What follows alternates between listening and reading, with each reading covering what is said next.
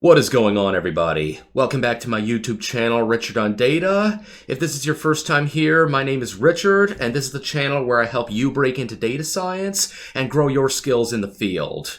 So around this time last year, I did a video called 10 R packages you should know in 2020. And I got a lot of comments on it saying things like, Richard, you left out my all-time favorite package, or how could you forget about this package? And my overall response to that kind of boils down to two things. Number one, I structured that video only to include 10 distinct packages. So necessarily, when you're only talking about 10 packages, you're going to have to leave some out. And then, naturally, too, I was targeting that video to people who are beginner to maybe intermediate at R. And so for up-and-coming data scientists who are just learning R for the first time, I want you to have the packages and the tools that you need to do the tasks that you're probably going to have to do in your normal day-to-day. Well, that's where this video comes in. So in this video, I'm going to cover 20 R packages that you should know. And now for this one, all 10 of those initial packages, if you saw that video, all those 10 packages are going to be included because it's 1 year later. All 10 of those packages are still great, but we're just going to drill down a little bit further. So the same types of tasks that data scientists do, like manipulating your data set and getting it into an appropriate format, visualization of data, dealing with weird data types and object types and structures, creating reports and interactive applications and models and machine learning. All that stuff is fair game. I'm going to go through all the packages that you're going to need in order to be successful at those various tasks. So before we get into this, subscribe to my channel if you haven't already. Also take just half a second to smash that like button as well as the notification bell so YouTube notifies you whenever I upload a video. And then if you'd like to support my channel, I will have links in the description to my Patreon account, my PayPal address, and crypto wallet addresses. Whatever method that you prefer there is up to you. Your support is highly appreciated. Then also in the description, I'm going to have links to things like the awesome book R for Data Science by Hadley Wickham. That's my all-time favorite resource for learning R.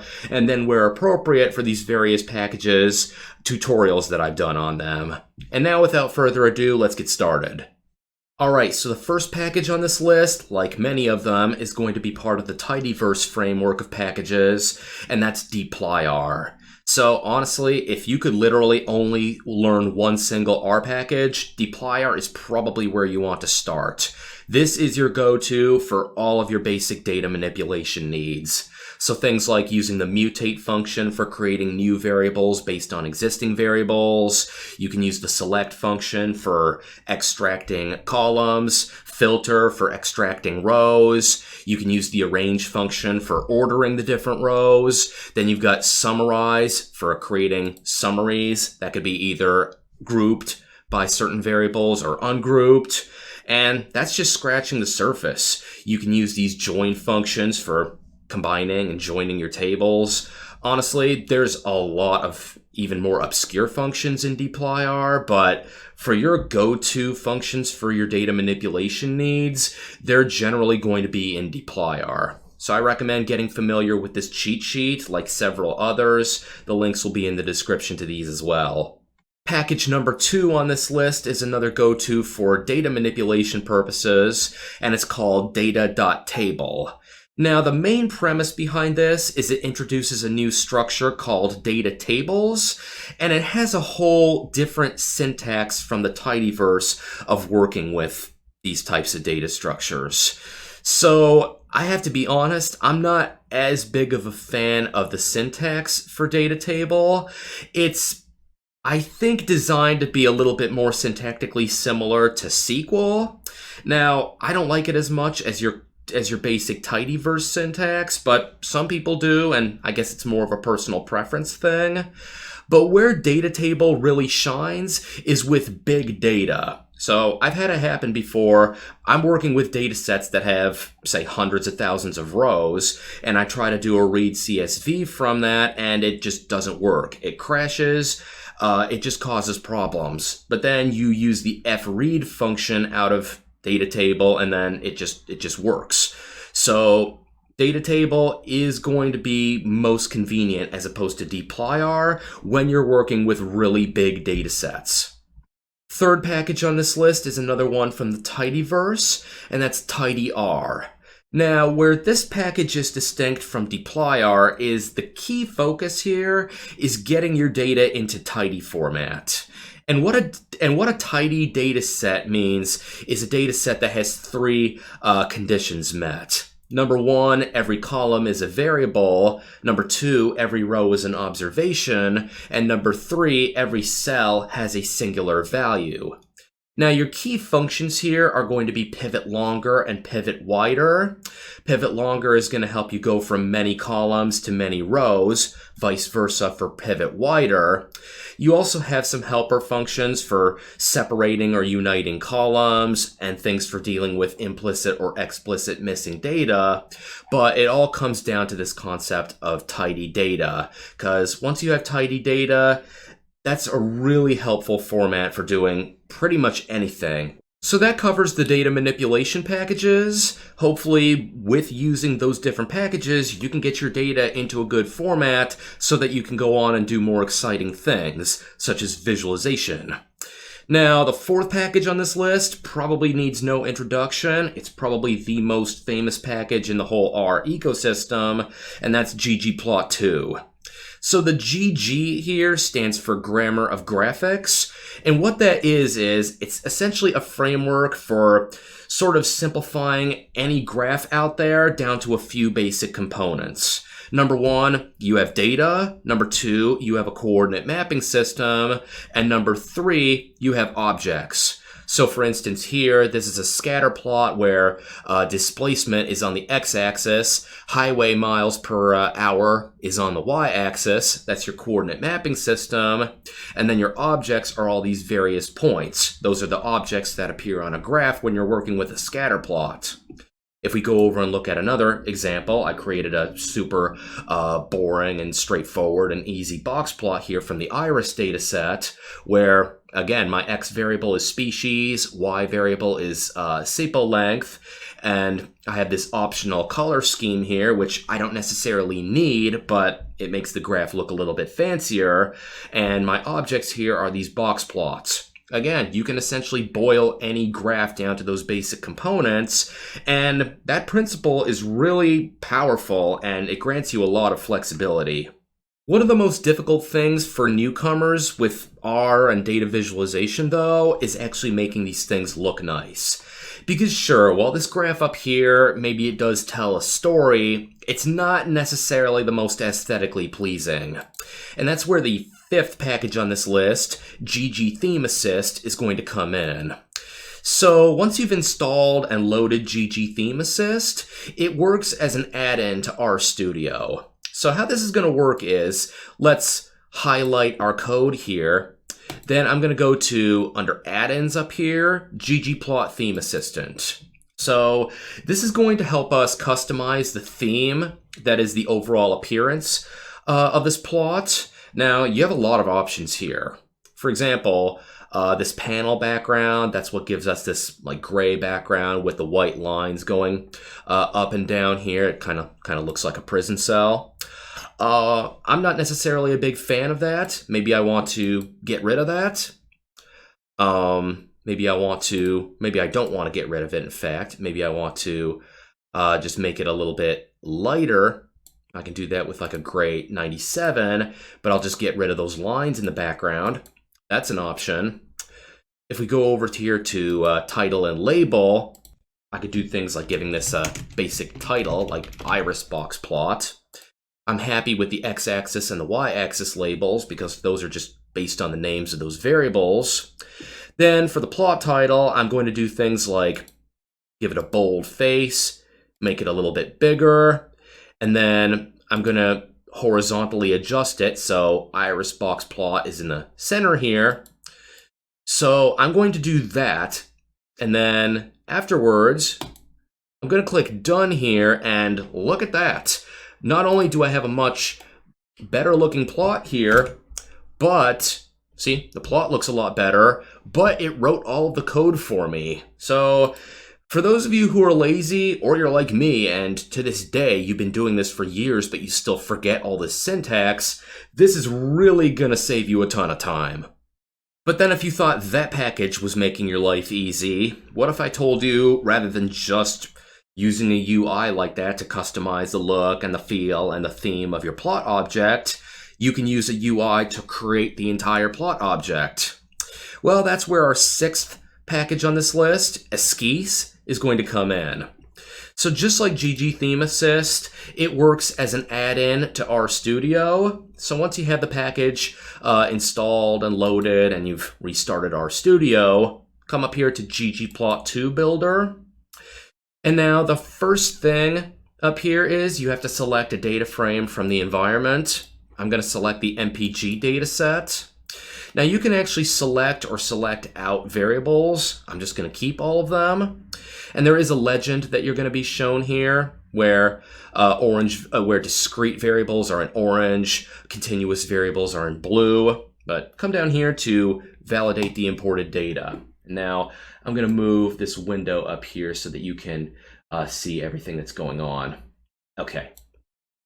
So you've got the variables in the data set up here, and we can drag them to these boxes down here. So I'm going to move displacement to the x-axis, and then highway for highway miles per gallon to the y-axis. Notice this automatically created a histogram. I'm going to come down here and bam, it figured out that since we're plotting 2 variables, I probably want a scatter plot. You can change that based on what actually works for your specific data, but notice it's pretty smart here. Then class, I'm going to put in color, and bam, I've pretty much created a very similar type of scatter plot to what you saw earlier in the ggplot2 vignette. I can come down here to export and code in the corner, copy this code to my clipboard. I'm going to close this out, actually paste this in my RStudio window, and I have that exact same scatterplot object all created over here. So this is an absolutely beautiful thing. Now, I strongly suggest actually getting familiar with ggplot2. Like, don't get reliant on esquisse. Actually learn how to create these things from scratch, because it is going to help you learn how ggplot2 objects are put together and give you a lot more natural working intuition. Necessarily, some of that goes away when you're using a UI just to create these things. But once you have an intermediate to advanced understanding of ggplot2, esquisse is really going to save you a ton of time too, I think. So alright, you have all these wonderful data visualization capabilities, and that's all great. But it may happen to you, certainly it has happened to me, that people come to you and say, well, these graphs are all static, can you create something that's more dynamic? And that's where the Plotly API comes in. So Plotly has implementations in Python as well as R. There's a little bit of a learning curve to it because it's different from working just with ggplot2. But you can sort of take your visualizations to the next level. So this is just a gallery of Plotly examples. Here's an example of what some of the different code will look like. As you can see, it is overall pretty similar to ggplot2 code because there is kind of a grammar of graphics framework underlying it. But you can just do more with Plotly with a visualization that's been created using the Plotly API. So for example here, notice that I'm hovering over these points here and it's telling me the X and Y coordinates. Then I can also do things like, let's suppose I want to zoom in instances where the sepal length is greater than 6. I don't care about smaller than that. I can do things like, let's just zoom into these data points up here. Notice I've zoomed into that aspect of the graph. I care about that more. I can just see that in greater detail. And that gives me, as the end user, a lot more, I can just do a lot more with it. Maybe I want to double click here because then I want to go back. So it's just a different style of creating graphs than what you can get from ggplot2 alone that I highly do recommend learning once you're familiar with ggplot2, of course. All right, so we've covered all the packages for your data visualization needs. Now we're going to move on to packages that are going to help you deal with somewhat problematic data types and data structures. And now I'm going to go through these a little bit faster just because, honestly, there's not quite as much to say for them. But package number 8 is going to be purrr. So first of all, the package does have an awesome name, but even beyond that, what it's going to help you to do is a couple different things. Number one, it's going to help you apply functions to multiple different elements of some structure.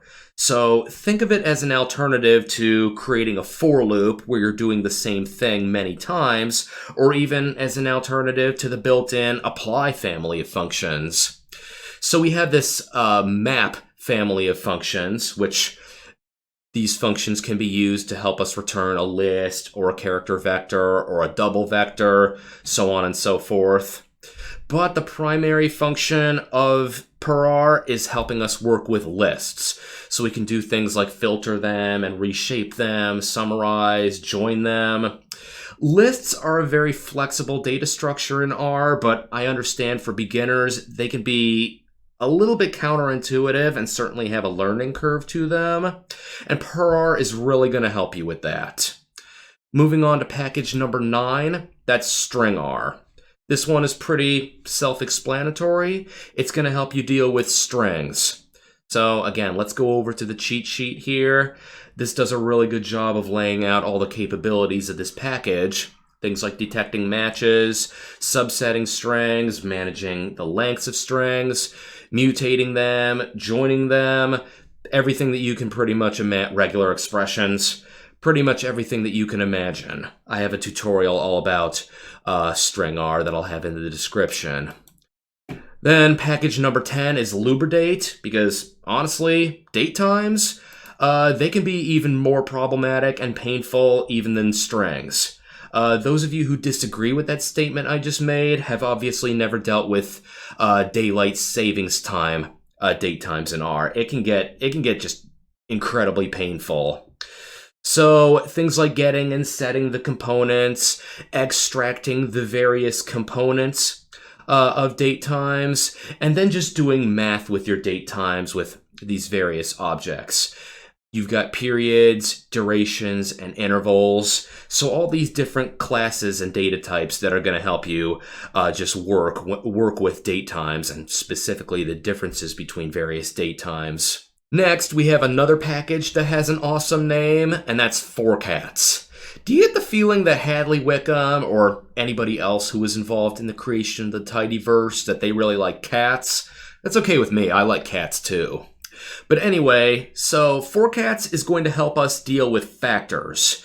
Now, these can be a little bit counterintuitive and challenging for newcomers to R because you have to get used to the fact you've got levels for factors, and those are numeric, but then built on top of those levels, you have labels, which are categorical. And so you've got things like FCT reorder for reordering the factor by another variable, FCT infrequent for reordering a factor by the frequency of values, relevel for changing the order of a factor by hand, lumping for collapsing the least or most frequent values of a factor into some other category, and even things that just help make visualizations for factors, so just visualizing counts by different levels of a factor, a variable, just a whole lot easier.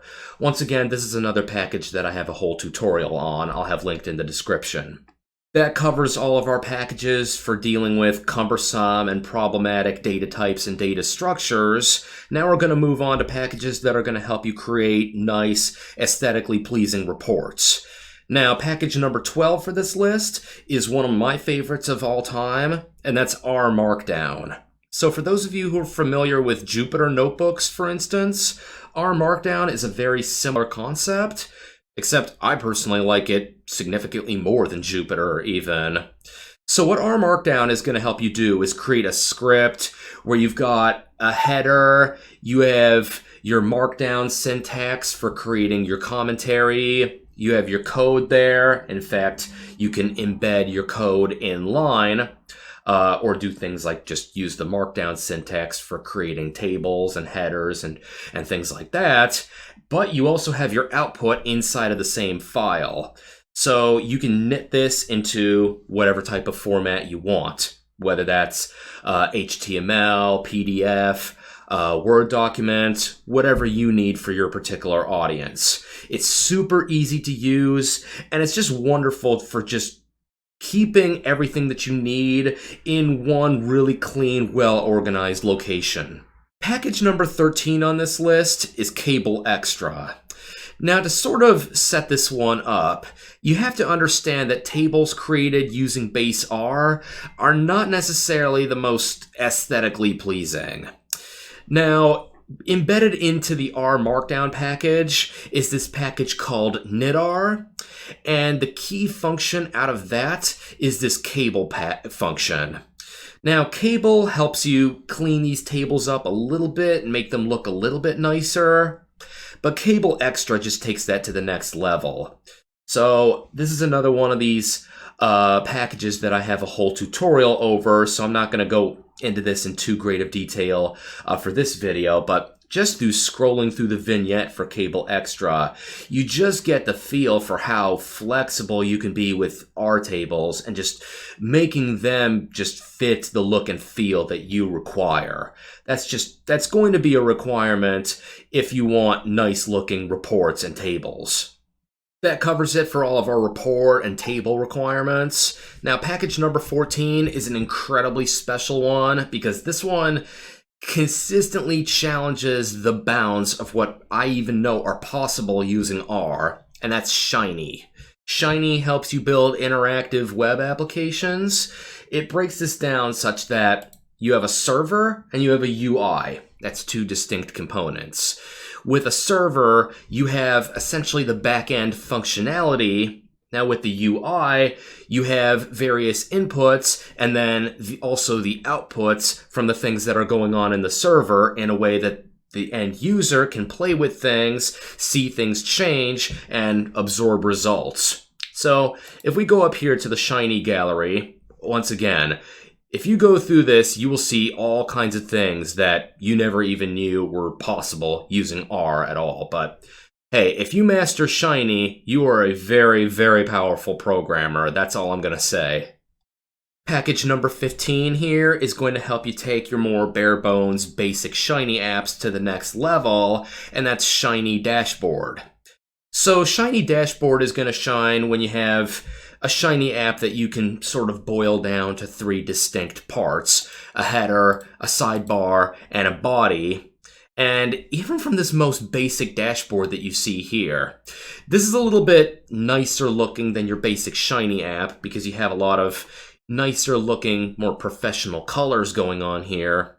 But shinyDashboard is just going to give you a lot more options for controlling the look and the feel, and even some other functionality for behavior of what your application's actually going to look like.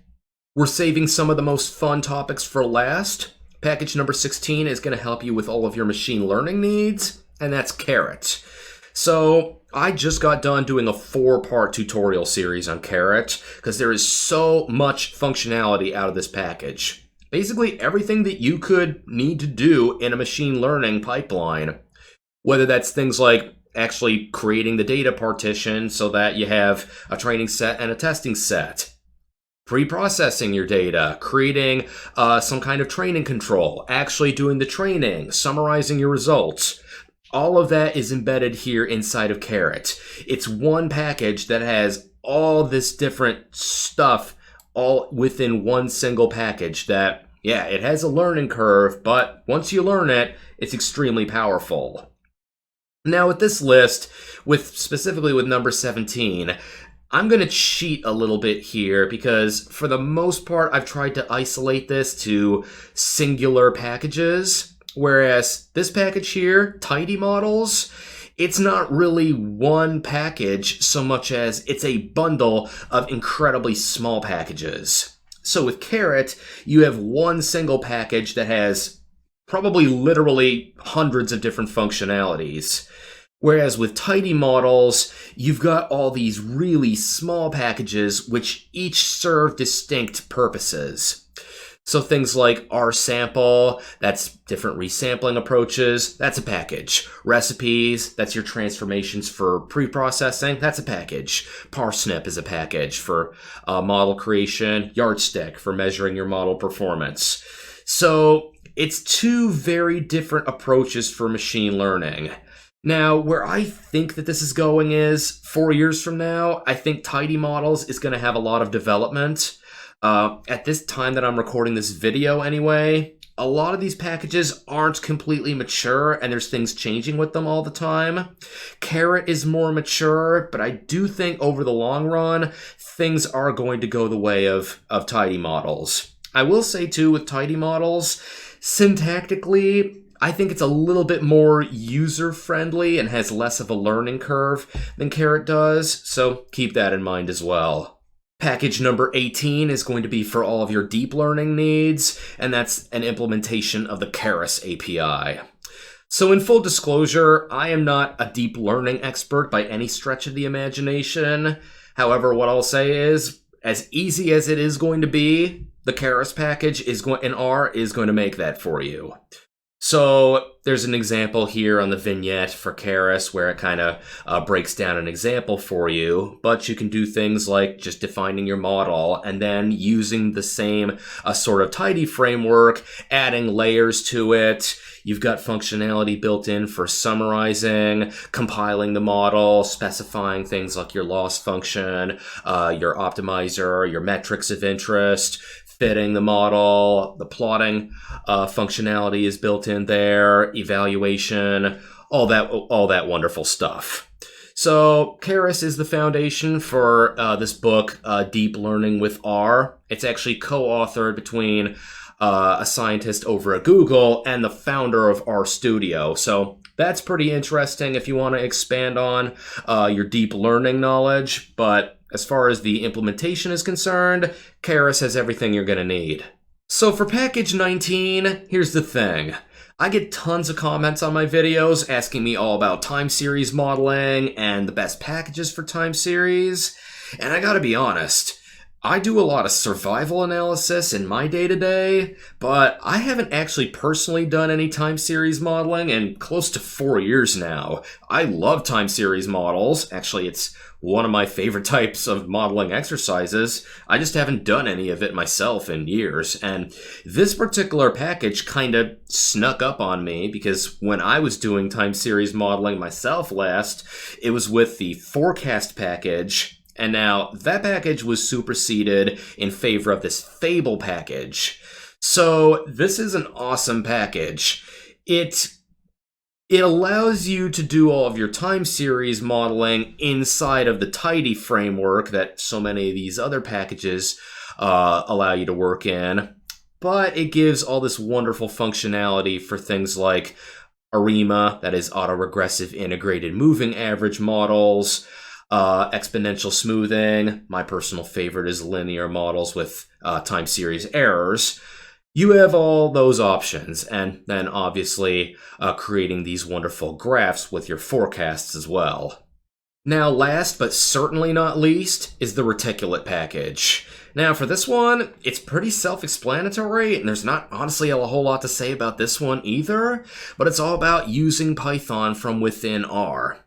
So the cheat sheet for this is awesome, and it does a good job breaking down all the capabilities here, but whether you're using an rmarkdown or just a basic R script, you can go back and forth between Python code and R code, and even creating an object even using R code, and then using Python to take that same object and just do other things with it. And it provides a very convenient sort of mapping system going back and forth between R objects and Python objects. The way I like to say it is, R and Python don't need to be competitors with one another. The advantages of each of them can complement one another very nicely, and Reticulate will allow you to do that. So there you have it. That's 20 distinct packages in R, each of them kind of serving a different purpose, even though you can bundle a bunch of them together into different categories of tasks that you're most likely to do in your lifetime as a data scientist. And now, I say this all the time in my videos on R packages, but I'm just going to say it again here. If you get comfortable with all these packages, let alone master them, you really are going to become a really strong data scientist. You're really going to go from somebody that, if you started as a beginner or somebody with no experience, you can consider yourself intermediate, or once you even start mastering these and the ins and outs of them, maybe even you can start treading into the advanced territory. So thanks for watching this video. If you enjoyed it, please consider sharing it. Smash the like button. If you disliked it, hey, you can dislike this video too. You can even dislike this video twice. Really tell YouTube you disliked the video. Either way, leave me a comment down below. Tell me what your favorite R package is. Then I'll see you all in the not so distant future. Until then, Richard on Data.